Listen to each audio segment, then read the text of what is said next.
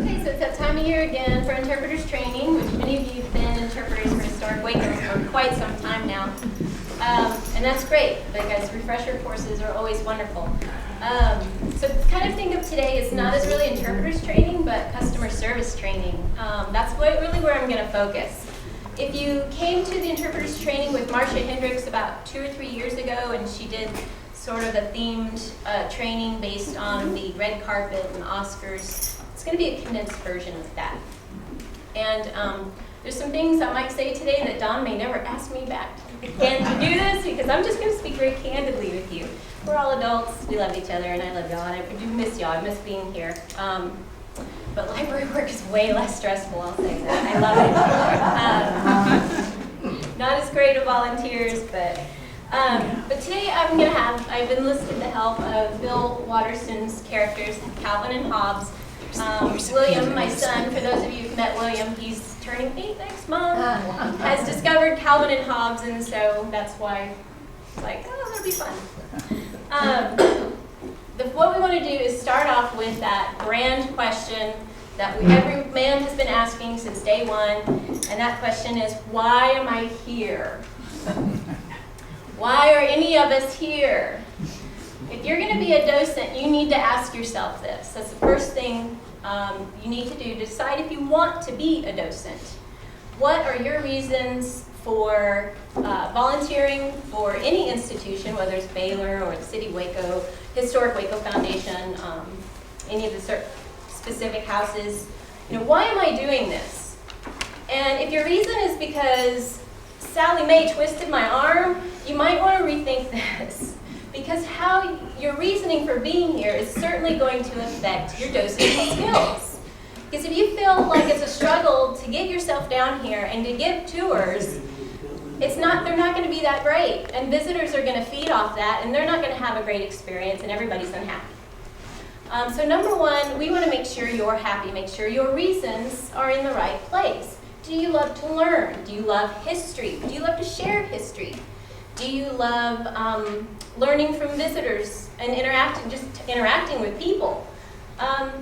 Is it the historic structures you like being in and learning about? Are you just very proud to live in Waco and talk about Waco history? It doesn't matter the reason, but I want you to take a moment and just kind of think about that. What is your reason for being in this house? And we're talking about the family that lived here, the things that happened here. What is your reason for continuing to learn and better yourself as a docent? And that is where the foundation of your docent skills are going to start. If you have a strong foundation, everything else comes easy after that. Okay. Secondly, you want to dress for success. If I came here today after I was telling someone I've gotten into running, if I came in my running outfit, hair in a ponytail, sweaty, stinky, and said, okay, let's do interpreters training, would you take me seriously? You shouldn't, no. You know, I mean, I could just be some girl that ran off of MLK and said, hey, let's do this program. But no. HWF has an established dress code, and you should have a copy of that either from your house chairman. You can get it from the office. It should be in the manual. We updated it about 3 or 4 years ago, I believe, because we understand that, you know, sometimes you just can't always wear your Sunday best to give a tour. And that's okay. Business casual is pretty acceptable in today's society. It still looks nice. You know, the younger girls, there's not any Baylor students here that have a problem with wearing very revealing clothes. And it's very hard for certain visitors to concentrate on what's being said when there's an eyeful. So yes, dress comfortably, but also just dress like I'm the docent. I know what I'm talking about. That's the image you want to portray.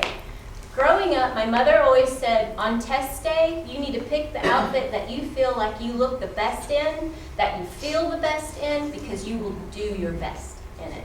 It's all about confidence and the image, the confidence you portray. You have to not only know what you're talking about, you got to act like you know what you're talking about. So again, you don't have to be stupendous, man, but be comfortable, look nice. What is the air on the side? You know, dress conservatively. You don't want to, if you think that someone might be offended by what you're wearing, just please don't wear it.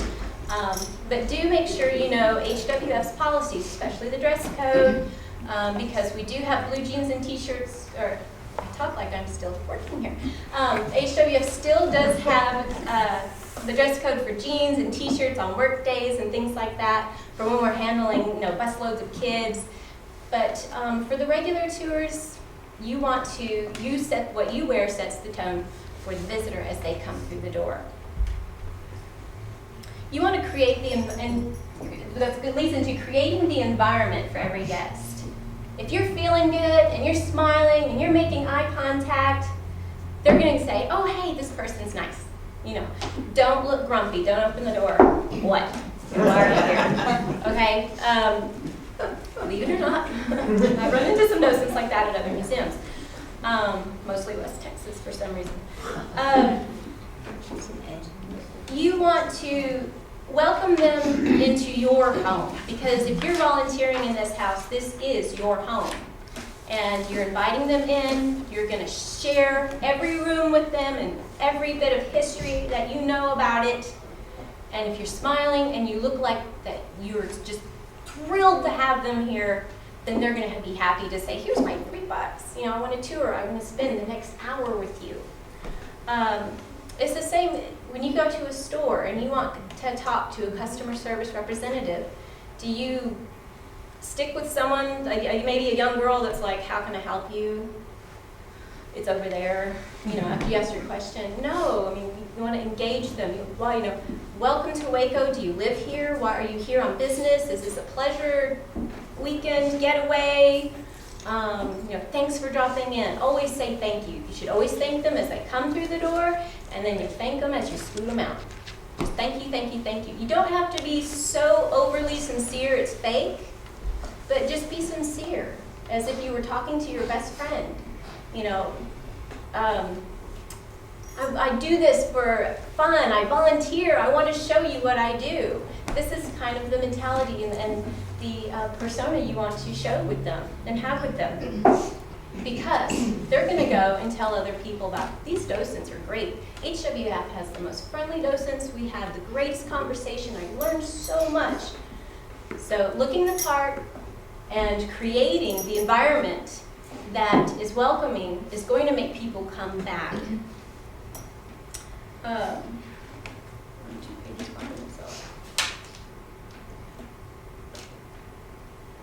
yeah, so we did positive, positive, positive, happy, happy, happy. As Carl used to say, bubble gum, bubble gum, bubble gum. Okay, on to interpretation. No matter what, you've identified your visitor, they're here to either learn about decorative arts, or they're just learning, they want to learn about Waco history, or you've talked to them about, they just want to know the gossip of the family that lived here. Well, we heard this house used to be in an insane asylum. Well, no, it wasn't an insane asylum, but, Dr. Lemley did have a chiropractic sanitarium, psychiatric sanitarium here, Figure out how they want their tour. Do they want to know about the decorative arts? Do they want to know about the architecture? Do they want to know about the family? That's going to guide you into what information you are going to tell them. Because if you start talking about decorative arts and you have a group of 3 ladies that want to know about Samira and what she did in her free time and what it was like to be a mother, you're going to completely lose them. They're going to be bored out of their mind. Because they're not learning about Samira. They're learning about Duncan Fife sofas and Hepplewhite chests and things they're going to forget. That's not their interest. So as soon as they come through the door and you're making that friendly interaction, you're learning about what their visitor needs are. And from there, you're tweaking your tour information that you've worked so hard to learn for many years because we keep throwing information at you. You want to spin that so that you can connect with them on the level that they are desiring. But make it fun. Don't just walk through lecturing. When Dawn had asked me about doing this presentation, I got on Facebook and said, okay, museum friends, I need to know if you had one bit of advice to give docents about giving tours in training. And you can only tell them one thing, what would that be? So I'm going to throw a lot of tidbits out there that my friends have said that I cannot say it any better because they were just so precise. And one of my friends, Laura, who actually interned here with Emily for a little while, had said no more than 15 minutes. If you yak on for more than 15 minutes, you're going to lose them because they're ready to move on to the next room. Now with kids, and we'll talk more about kids tours in the next slide, kids are even shorter time span. So don't talk for a straight 15 minutes per room. You need to be talking to them and letting them talk back. Break it up into tidbits. Some of the tours that, the sample tours that you get, they have bullet points. Use those bullet points or the room theme. We've reworked Fort House's and East Terrace's tour to the new interpretation plan, and each room sort of has its own story. Take that and use that for your tidbit so that you're just not blah, blah, blah, blah for 15 minutes straight. This is this chair, this is that chair, this is what Smira did, she was born, she died, let's move on. For 15 minutes. Ask them, and it's the same with kids, geared questions to make them think. There are several types of questions you can ask. Just the simple yes, no, I remember this, I don't remember that. There's the discussion question. It's the question that says, if I had William here with me and we were in the living room, I'd say, hey, this is the living room, what's wrong with it? And he would understand that. Oh, I need to compare this room with my living room at home. Well, it doesn't have a TV, or we don't have a fireplace. Get them talking about compare and contrast, seeing that how the world has changed these 150, 200 years, however, if you're in Williamsburg or wherever. Get them to compare the difference in the worlds. If I had him with me and we're at Fort House in the second parlor where there's children's items, be like, well, what is here that you play with that these children don't have? And of course the first thing he'd say is, well, they don't have an iPad. Well, of course they didn't have an iPad. They didn't even have computers. And you can get that discussion going that way. And then you can show, well, this is a stereopticon. It's a lot like your viewfinder, the master viewfinder that you click and watch Mickey Mouse on. This is what it looked like for kids in the 1800s, and let them use the busy baskets. That's what they're there for. They want to touch, they want to play with, they want to learn. And adults too, believe it or not. So again, if it's not fun for adults as well, interactive, doesn't have to be a real comedy tour, but just interactive in getting that discussion going between you and your visitor. That's enough to keep them interested and enjoying what they're learning. In your interpreter packet, usually, when you go to your education chair, we give you a piece of paper that's about 6 pages long, and it's the teeny tiny type, and that is Interpreting Our Heritage by Freeman Tilton. And he's considered the expert on interpretation. And all museums use him to train by. He is a god in the museum world.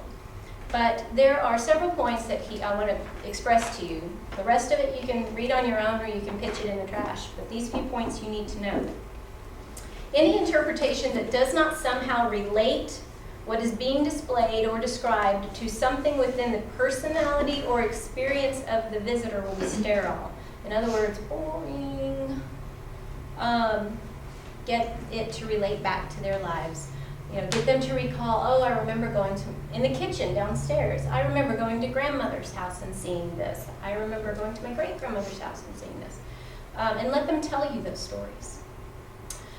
The next point, information as such is not interpretation. It's just information. Interpretation is relevation based upon information. But they are entirely two different things. However, all interpretation includes information, so it's all interrelated. Don't just spill facts and figures at them. use that information to get that little light bulb moment going for them. Oh, okay.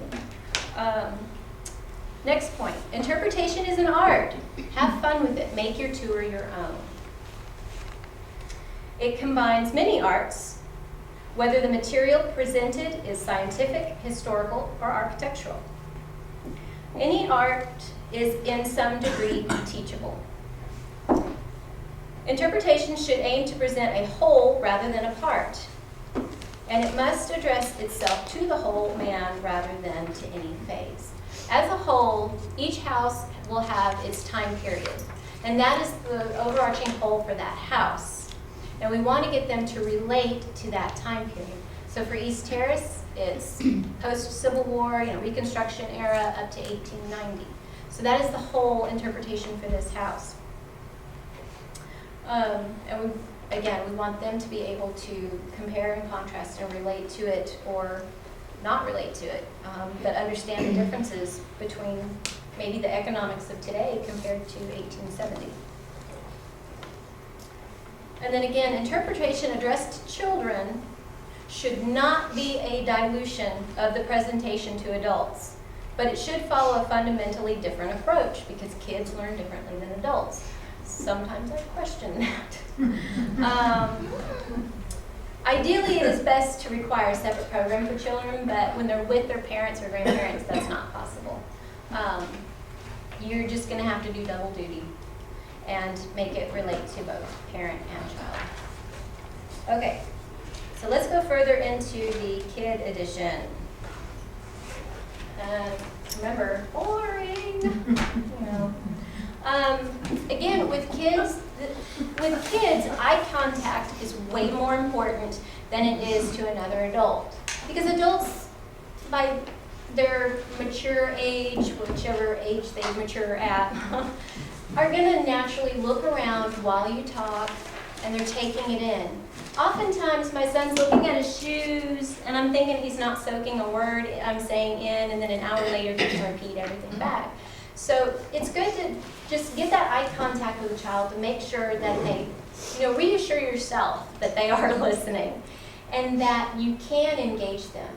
Because if you get eye contact, you can ask a direct question to them and get that conversation going. And it doesn't have to be an in-depth, thesis kind of question. It's just, do you know what this is? No.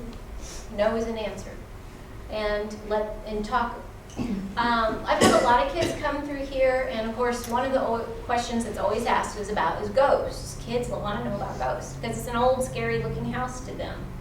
Ask them, why does this house seem scary to you? Why do you think there'd be ghosts? And then, of course, if they want to tell you a ghost story at Timbuktu that was in the bathtub, which I had a kid tell me a ghost story in the bathtub, I had absolutely no relation back to East Terrace, but I let him tell that story because he just felt like he had to tell it to me. You have to let them know you're interested if you want them to be interested. It's a give and take relationship with kids. And again, I'm learning this as I'm going along with raising my son. A lot of you know this. You've been parents, you've raised kids. But if you include the child and make it feel very interpersonal with them, they're going to leave here having had a great time. They may have learned the most awful fact, and it may not have been the fact that you wanted them to take away, but at least they learned something and they had a great time and they're walking on air, and they want to go to the next house and see what else they can learn. Emily had kids scrubbing laundry on the laundry board. I would have thought they hated that. But out of that program, the Day in the Life program, washing laundry that way was the hit of the day. So it's real unusual what kids will like. But the more hands-on you can make it, and again, the busy baskets for the houses that have them, use them.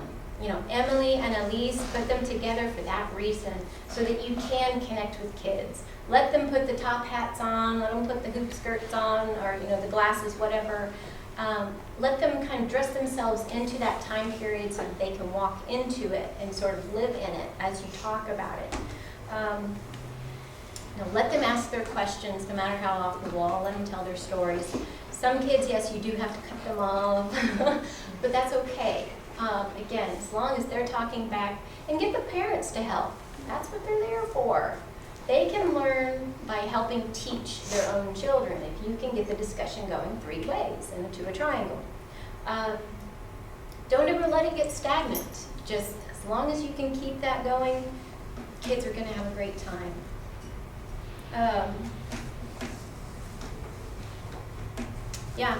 And again, I wouldn't talk more than maybe 5 minutes with kids. Because again, that's when they start going, let's go to the next room, and they walk off, and you're still trying to tell the parent something. Bill Watterson himself had this great quote about questions. Questions are very important. Your preparation for the real world is not in the answers you've learned, but in the questions you've learned to ask yourself.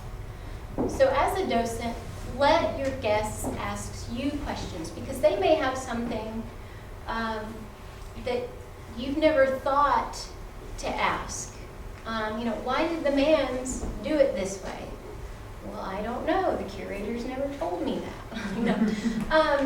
So don't be afraid to let them ask questions. Don't be afraid of their questions. And most of all, don't be afraid to say, I don't know. Okay? There's nothing worse than getting a call Monday morning from a visitor that said, your docent said this, and I just want to double check. That's never happened here. I just want to reassure that, about that. But, in Abilene, it happened more than once. So, it does not diminish your value as a docent because you don't know something.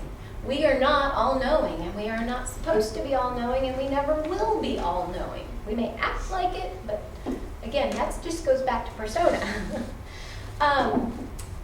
If it's a visitor that's local, say, hey, if you'll give me your name and phone number, your name and email, I will find the answer to that question and see if I can't get the curator to contact you or send you your answer. That's a very good question. There's nothing wrong with that because it helps the rest of us learn as well.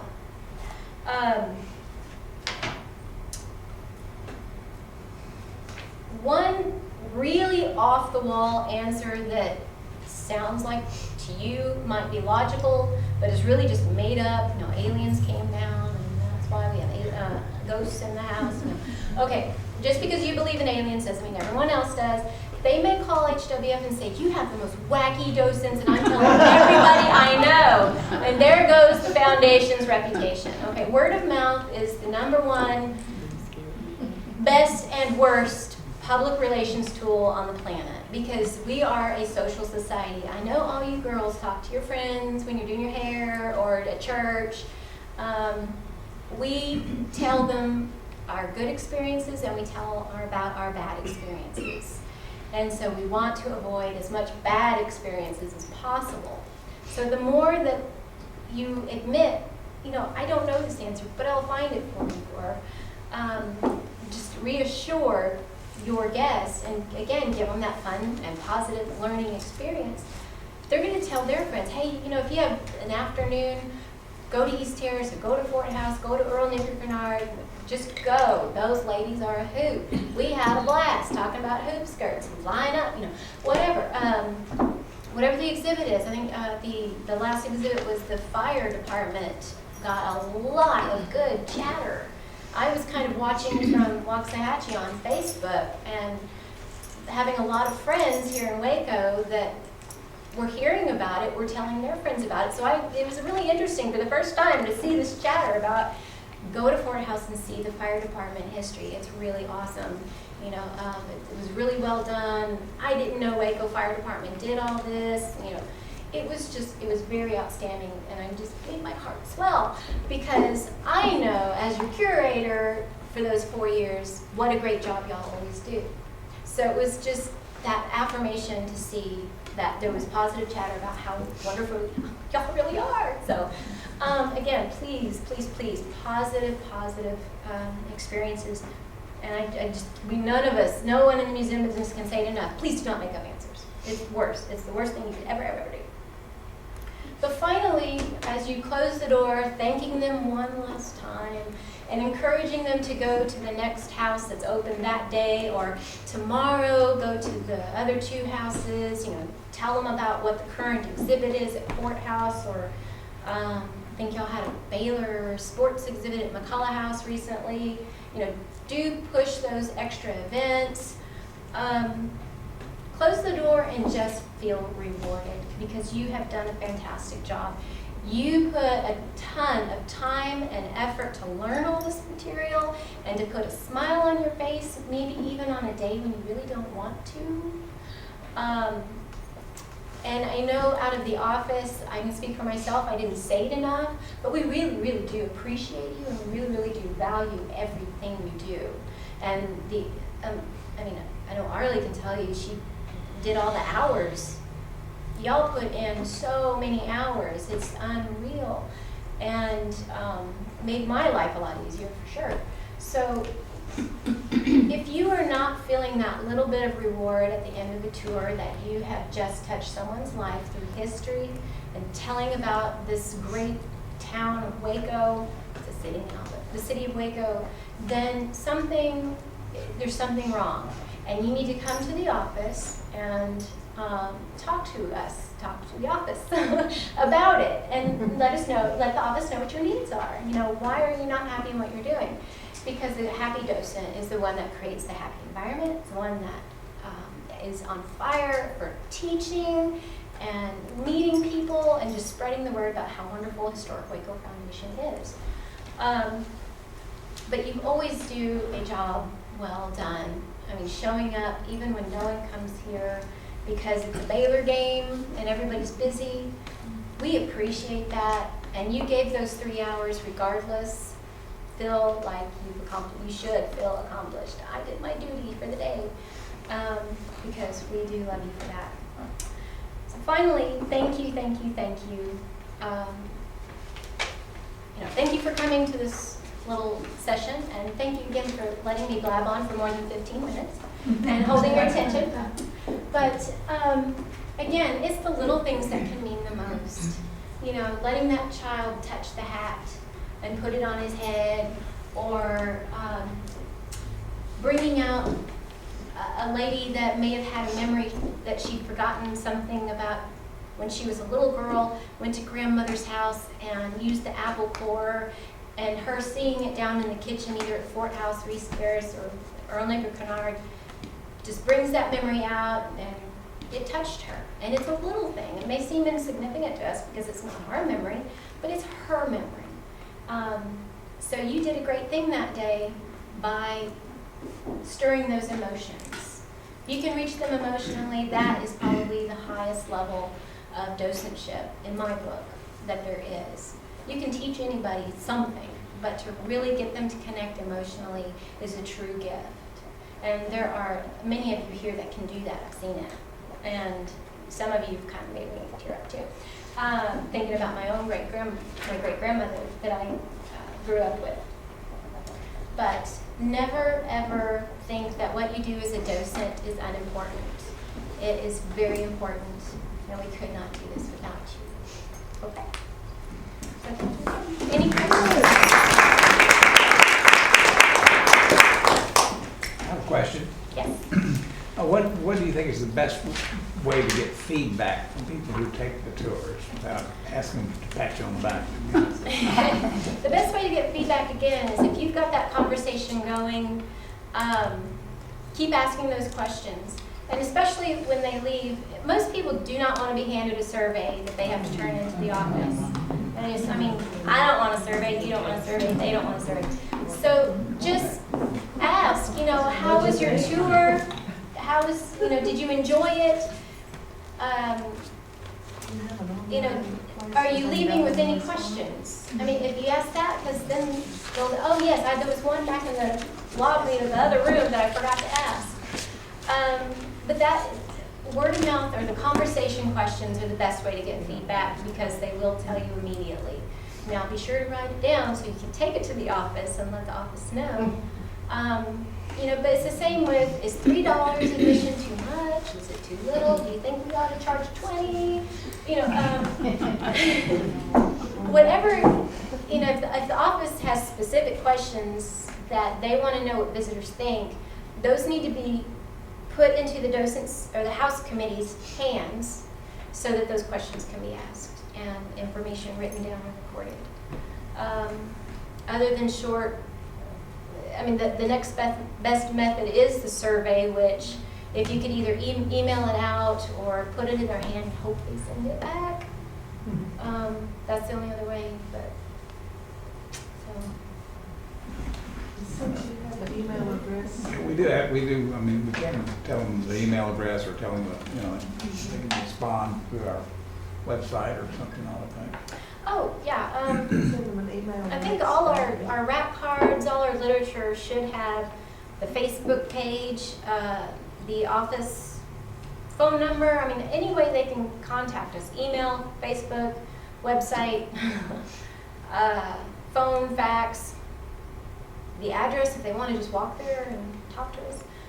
Encourage them to send their thoughts and responses or even suggestions. Just say, we are always open to suggestions. Contact these people here, you know. Because we do. I mean, we had a lot of walk-ins through the week saying, hey, a docent said to come by and come talk to y'all.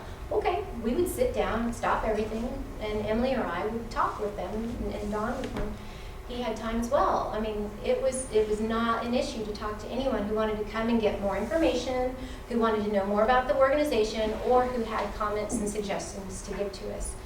We loved it. It was a good break in the day. We love it when y'all come by too. Don't be afraid. I mean, I know it wasn't the easiest curator because a lot of y'all had to ride my case about Holly, we need this, Holly, we need this, and I can't tell you how much I appreciated that because the job is overwhelming, and for y'all to stay on me, that was great.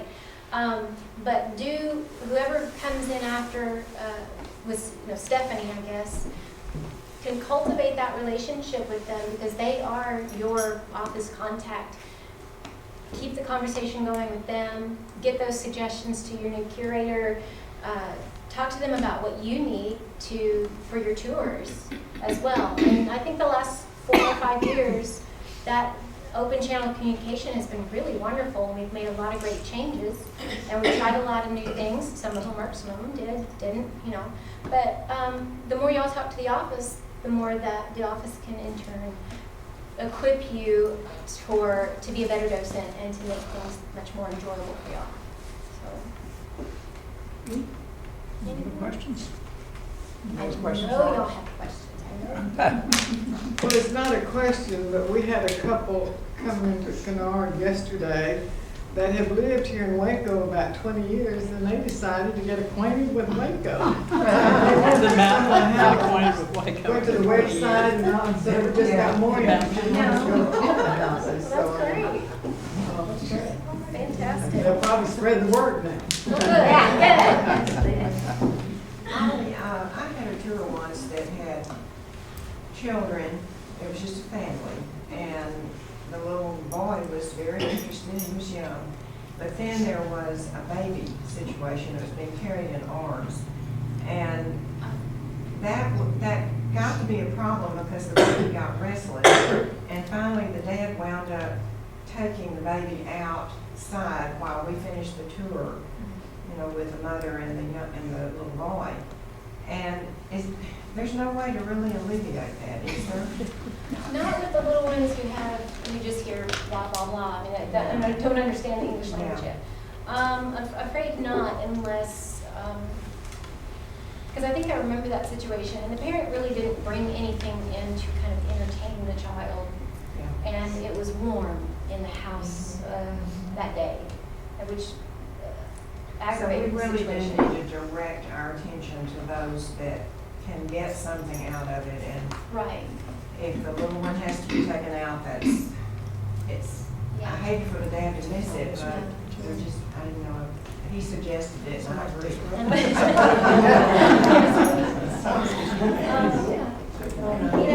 Well, I mean, and that brings up a good point with, as the docent or the house committee member that's here, I mean, y'all are the protector of the house, but you also need to protect yourself. And if you ever feel unsafe, well, I mean, A, we would really appreciate it and suggest if you weren't here by yourself. But even though I know some of you do that because of you do have dedication to HWF, but do not compromise your safety. Secondly, if you have a disruptive guest, put your foot down, not on their toes, but do put your foot down and I'm in control here and I need you to please simmer down or take control of your child that's running through the house. We have things that wobble and glass can fall. Trust me, you don't want to pay a replacement value for something crystal or ceramic. But that's, again, part of looking the part of a professional docent. I'm the one in charge, I'm the one with the information, and you do need to be respected as the docent. But I think, again, if you cultivate that relationship quickly at the beginning, same with teaching a class, if you can get your kids, correct me if I'm wrong, I'm not the teacher here, but if you can get your kids to really be involved with your teaching, they end up loving their teachers and respecting them and hopefully behaving better. So do assert that authority and make decisions as needed, but as kindly as possible. So I think you hit using the safety for their own safety. We need to do this, and that way that kind of gets you out of the jam.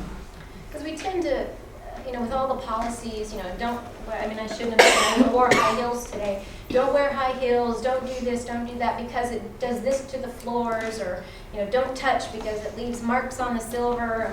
It seems like we're so preoccupied with the old stuff that we forget about your safety.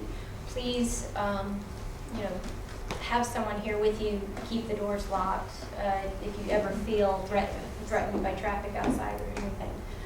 Because your safety really is number one above the house's.